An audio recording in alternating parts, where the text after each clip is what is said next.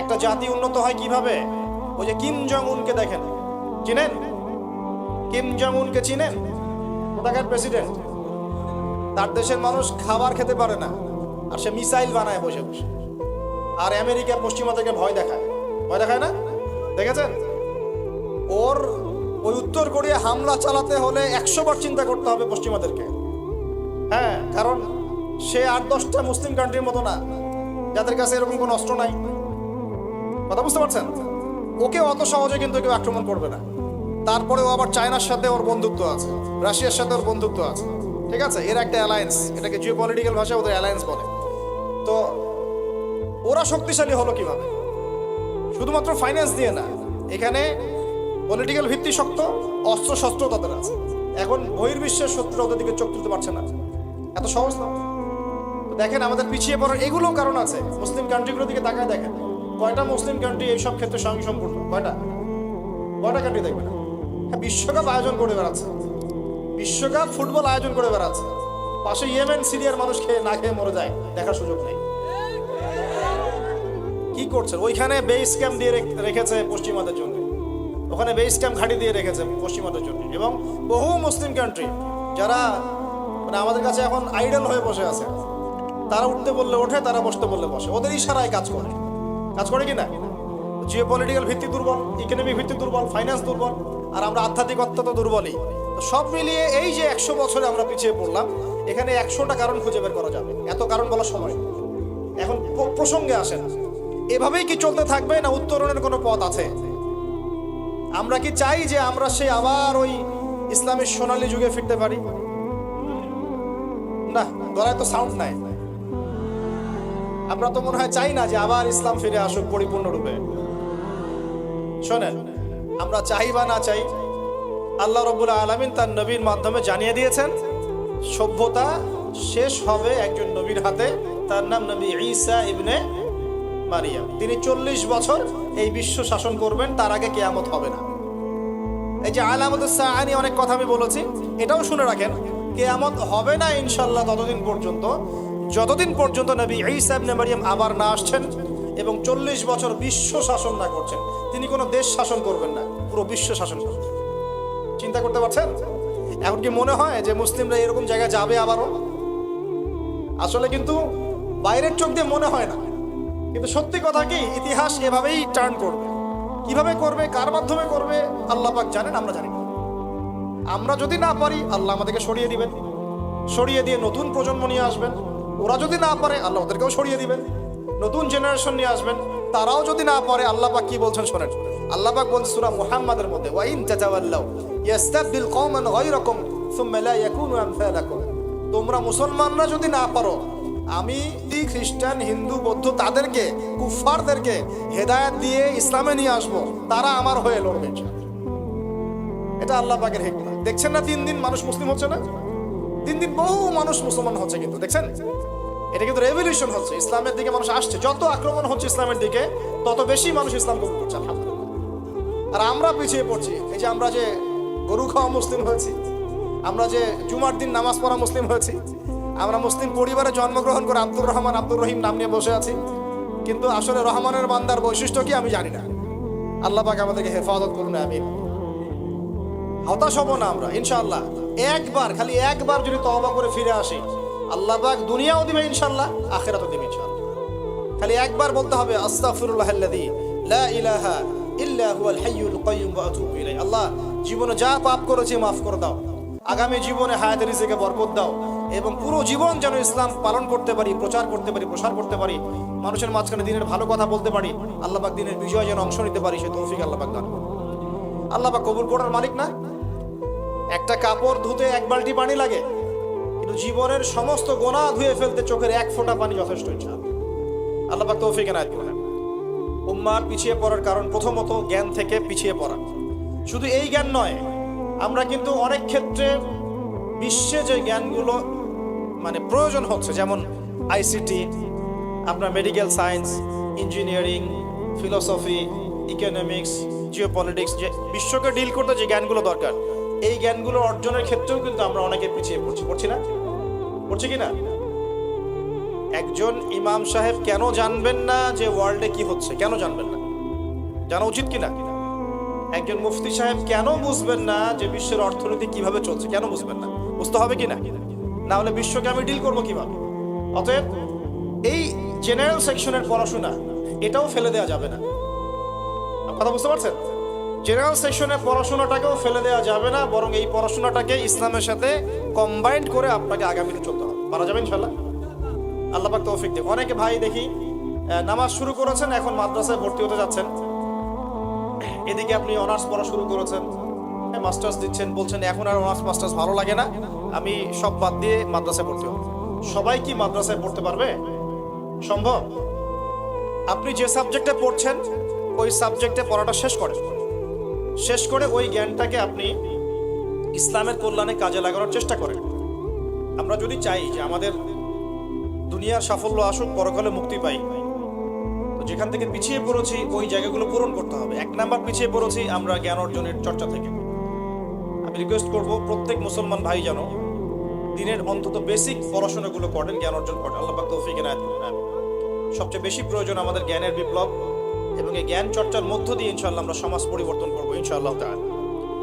দেখুন, আইয়ামে জাহিলিয়াতের সেই 23 বছর পরিবর্তন হয়েছে কোরআন এবং সুন্নাহর জ্ঞানের মাধ্যমে। কিন্তু নবী সাল্লাল্লাহু আলাইহি ওয়াসাল্লাম এই কোরআন সুন্নাহর জ্ঞানকে সাহাবীদের মধ্যে ছড়িয়ে দিয়েছেন, এবং তারা সেই জ্ঞানের আলোকে তাদের ব্যক্তি জীবন পরিবর্তন করেছেন, তাদের পরিবার পরিবর্তন করেছেন, তাদের আকীদা বিশ্বাস পরিবর্তন করেছেন।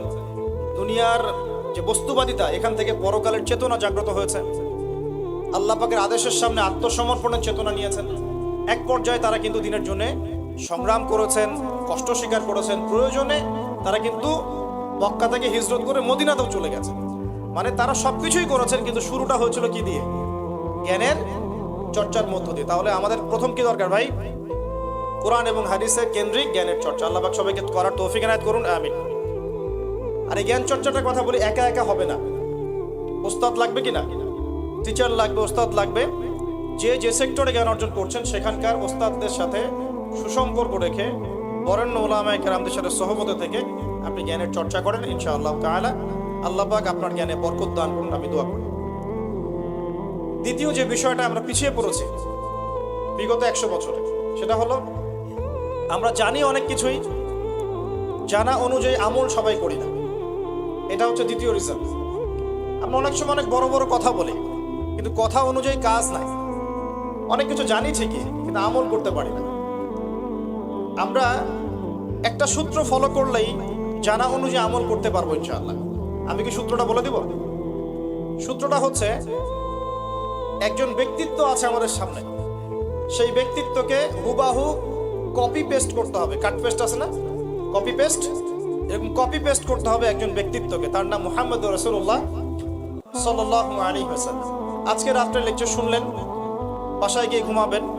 এমনি এমনি ঘুমাবেন না, ঘুমানোর আগে বিসমিল্লাহ বলে লাইটটা অফ করবেন, বিছানাটা বিসমিল্লাহ বলে ঝাড়বেন, ঠিক আছে?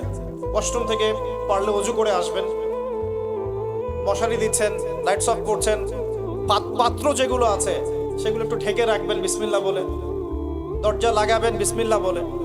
এরপর 3 বার পড়বেন সূরা ইখলাস একবার, সূরা ফালাক একবার, সূরা নাস একবার, পরে হাত একত্রিত করে ফু দিয়ে গা মাসাহ করবেন। এই কাজটা 3 বার করবেন। একবার আয়াতুল কুরসি পড়বেন, সূরা বাকারার 255 নম্বর আয়াত, আল্লাহু লা ইলাহা ইল্লা হুয়াল হাইয়ুল কাইয়ুম, এটা শেষ পর্যন্ত। এরপর সূরা বাকারার শেষের 3টা আয়াত পড়বেন, লিল্লাহি মা ফিস সামাওয়াতি, এখান থেকে ফানসুরনা আলাল কওমিল কাফিরিন পর্যন্ত। তারপর ডান কাতে পাশ ফিরবেন, বলবেন আল্লাহুম্মা বিইসমিকা আমুতু ওয়া আহইয়া। হাত দিবেন, হাতে গুনতে থাকবেন সুবহানাল্লাহ সুবহানাল্লাহ সুবহানাল্লাহ 33 বার, আলহামদুলিল্লাহ আলহামদুলিল্লাহ আলহামদুলিল্লাহ 33 বার, আল্লাহু আকবার আল্লাহু আকবার আল্লাহু আকবার 34 বার। ঘুমিয়ে যাবেন। এখন যদি আপনি 6 ঘন্টা ঘুমান, আপনি নবী সাল্লাল্লাহু আলাইহি ওয়াসাল্লামের সুন্নত অনুযায়ী ঘুমিয়েছেন। প্রত্যেক ঘন্টা ঘুমানোর জন্য আল্লাহ আপনাকে নেকি দিবে ইনশাআল্লাহ। এমনি ঘুমানো নেকি হতো না, রেস্ট নেওয়া হতো। আমি একজন ব্যক্তিত্বের কথা বলছি, যার প্রতিটা কাজ অনুসরণ করলে ইনশাআল্লাহ জানা অনুযায়ী আমলটা হয়ে যাবে, আল্লাহর কাছে আমরা মাকবুল হব ইনশাআল্লাহ। পারা যাবে ইনশাআল্লাহ। ঘুম থেকে উঠলেন, এমনি এমনি উঠে চলে যাবেন না, উঠেন, বসেন, বসে ঘুমের ভাব দূর করেন, দূর করে বলবেন আলহামদুলিল্লাহিল্লাযী আহইয়ানা বা'দামা আমাতানা ওয়া ইলাইহিন নুশুর। এবার বাথরুমে যান, বাথরুমে গিয়েই বাথরুমে ঢুকে গান গাওয়া শুরু করবেন।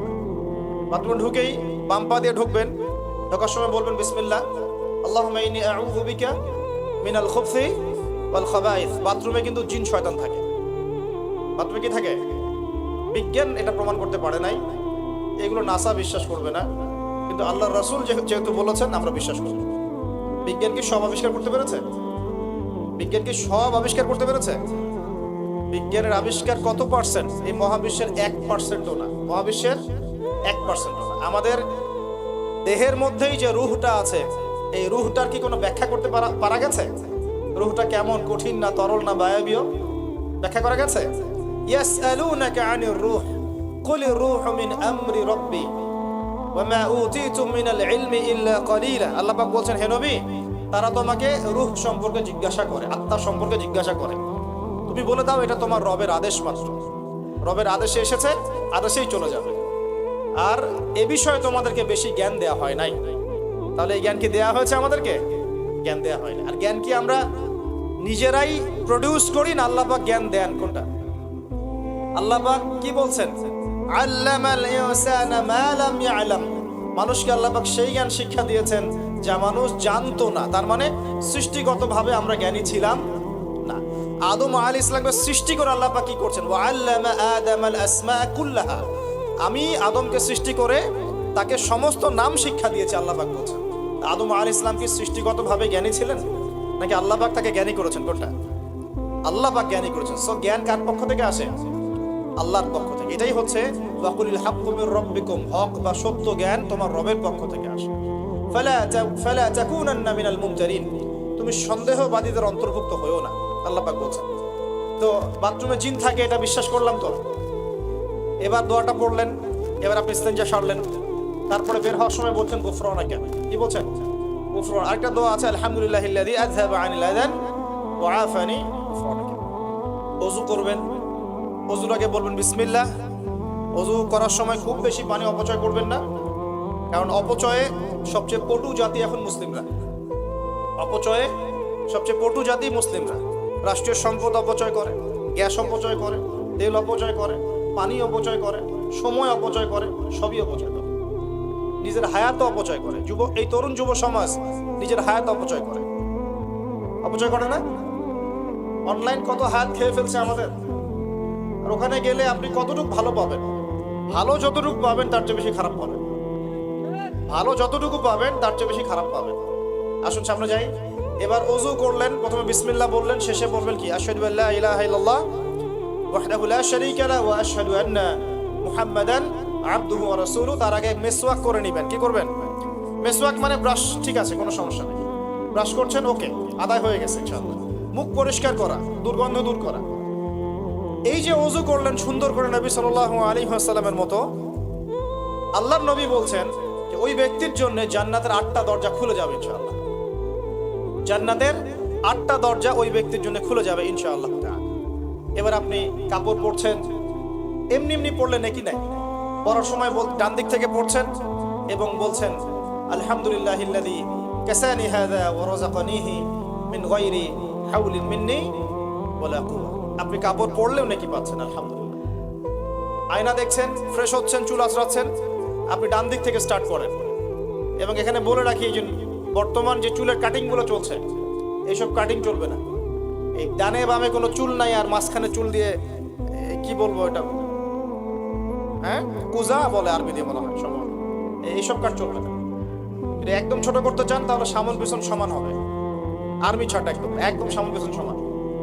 আর না হলে বাবরি, কাঁধ, কান, কানের লতি এই পর্যন্ত আপনি রাখতে পারেন। যার নাই তার তো প্রশ্নই নাই, যার নাই তার তো আর বলে লাভ নেই। যার আছে, নবীজি বলেছেন সাল্লাল্লাহু আলাইহি ওয়াসাল্লাম, যার চুল আছে সে যেন চুলের যত্ন নেয়। কে বলেছেন? দেখেন, ইসলাম আপনাকে চুল আঁচড়ানো শিখিয়েছে। আপনি ইসলামে কি চাচ্ছেন? ইসলাম এমন একটা দিন বা জীবন ব্যবস্থা যেখানে আপনি জীবনের প্রতিটা বিষয়ের সমাধান তো পাবেনই, ইভেন আপনি চুল কেমন করে আঁচড়াবেন সেটাও ইসলাম আপনাকে শিখাবে। হায়েজ হয়েছে, নেফাস হয়েছে, হ্যাঁ, ওযু ইস্তেঞ্জা করেছেন, টয়লেট করেছেন, কিভাবে পবিত্রতা অর্জন করবেন, গোসল ফরজ হয়ে গেছে, কিভাবে গোসল করবেন, কিভাবে নামাজ পড়বেন, কিভাবে পরিবার চালাবেন, কেমন করে ব্যবসা করবেন, কেমন করে সমাজ চালাবেন, কোন বিষয়টা বলা বাকি আছে কোরআন এবং হাদিসে বলেন তো? একটা বিষয় দেখাতে পারবেন যেটা কোরআন এবং সুন্নায় নাই? এটাই তো প্রমাণ করে যে ইসলাম আল্লাহ রাব্বুল আলামিনের পক্ষ থেকে নাজিলকৃত সর্বশ্রেষ্ঠ এবং আসমানি গ্রন্থ, আসমানি দিন, যেটা আল্লাহ পাক জমিনবাসীর জন্য নাজিল করেছেন। কিভাবে আপনি কম্পেয়ার করবেন কোনটা সত্য কোনটা মিথ্যা? আপনি সবগুলো ধর্মগ্রন্থ নিয়ে বসে দেখেন যে প্রত্যেকটা ধর্মগ্রন্থের মধ্যে কি জীবনের প্রতিটা বিষয়ের সমাধান আছে কি নাই, এটাই দেখেন। যদি দেখেন যে না, সবগুলো ধর্মগ্রন্থ ঘেটেছি, শুধু কোরআন এবং হাদিসে পেয়েছি যে এখানে প্রতিটা বিষয়ের সমাধান আছে, তাহলে নিঃসন্দেহে এটা আল্লাহ পাকের পক্ষ থেকে এসেছে, সহজ। আর যখন জেনে যাবেন এটা আল্লাহর পক্ষ থেকে এসেছে, তখন আমাদের কর্তব্য তার সামনে আত্মসমর্পণ করা। আল্লাহ পাক আমাদের সবাইকে পরিপূর্ণ মুসলমান হওয়ার তৌফিক দান। ওযু শেষ, এবার যাবেন নামাজে যাওয়ার সময় বাসা থেকে বের হচ্ছেন, আল্লাহর রাসূল শিখিয়েছেন আপনাকে বলতে হবে বিসমিল্লাহি তাওয়াক্কালতু আলাল্লাহ ওয়ালা হাওলা ওয়ালা কুওয়াতা ইল্লা বিল্লাহ। বের হলেন, আপনার সাথে একজন ফেরেশতা থাকবেন ইনশাআল্লাহ, শয়তান দূরে চলে যাবে ইনশাআল্লাহ। মসজিদে যাচ্ছেন, যাওয়ার সময় চুপচাপ থাকবেন, দোয়া পড়বেন, জিকির করবেন। একটা দোয়া আছে, এটাও পড়তে পারেন, আল্লাহ নবী পড়তেন। তিনি বলতেন আল্লাহুম্মা ইজআল ফি কলবি নূরা, হে আল্লাহ আমার কলবে নূর দাও, ওয়া ফি লিসানি নূরা, আমার লিসান বা জিহবায় জবানে তুমি নূর দাও, ওয়া ফি সামঈ নূরা, আমার শ্রবণ ইন্দ্রিয়তে নূর দাও, আলো দাও, ঠিক আছে? ওয়া ফি বাসরি নূরা, আমার দৃষ্টি শক্তির মধ্যে নূর বা আলো দাও, ওয়া আন ইয়ামিনি নূরান, আমার ডান দিকে আলো দাও, ওয়া আন শিমালি নূরান, আমার বাম দিকে আলো দাও, হ্যাঁ, ওয়া মিন খালফি নূরান ওয়া মিন তাহতি নূরা, আমার উপরে নিচে তুমি নূর দাও। আল্লাহুম্মা ইজআল ফি নাফসি নূরা, আল্লাহ আমার নফসের মধ্যেই তুমি নূর বা আলো দাও। এরকম দোয়া আছে, আরো অনেক শব্দে আসছে। এটা ছোটটা বললাম, এটা বড় ভার্সনও আছে। এই দোয়াটা অনেক বড়, এই দোয়াটাও পড়তে পারেন। নূর বা আলো কার পক্ষ থেকে আসে? দুনিয়াতে যদি আমরা এই জাহেলি পরিবেশে, অন্ধকারাচ্ছন্ন সমাজে আমরা যদি আলো চাই, আল্লাহর নূর ছাড়া কোনো গতি নাই। আল্লাহ পাক নূর দিলে আপনি আলো পাবেন। আল্লাহ পাক খিদর আলাইহিস সালামকে নূর দিয়েছিলেন না?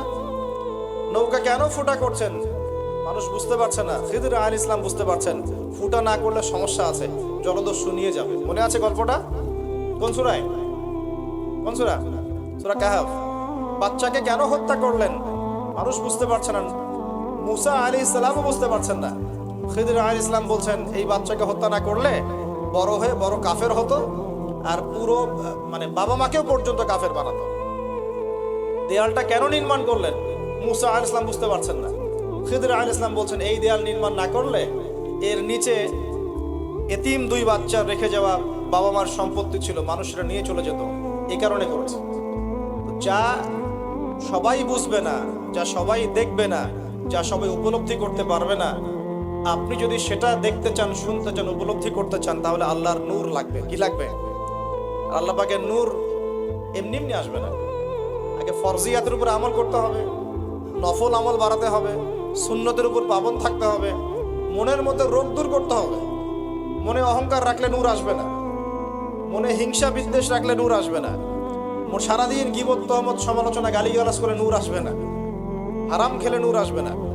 এক কথায় তাসকিয়া বা আত্মশুদ্ধি অর্জন না করতে পারলে নূর আসবে না। আর আল্লাহর নূরওয়ালা মানুষদের কাছে গেলে ইনশাআল্লাহ নূর আসবে। এরকম মানুষ তো খুঁজে পাওয়া এখন মুশকিল না? আমরা মোটামুটি সবাই দিন দিন কেমন জানি বস্তুবাদী হয়ে যাচ্ছে। বস্তুবাদী মানে দুনিয়ার ফিকিরটা বেশি, দুনিয়া ঠিক রেখে তারপর পরকাল করতে চাই, তাই না ভাই? আল্লাহ পাক আমাদেরকে বোঝার তৌফিক দেখ, এই দুনিয়ার জীবনটা সংক্ষিপ্ত এবং চিরস্থায়ী নয়। আমাদের প্রতিটা কাজ পরকালীন স্বার্থে করা উচিত। আল্লাহ পাক বোঝার তৌফিক দেন।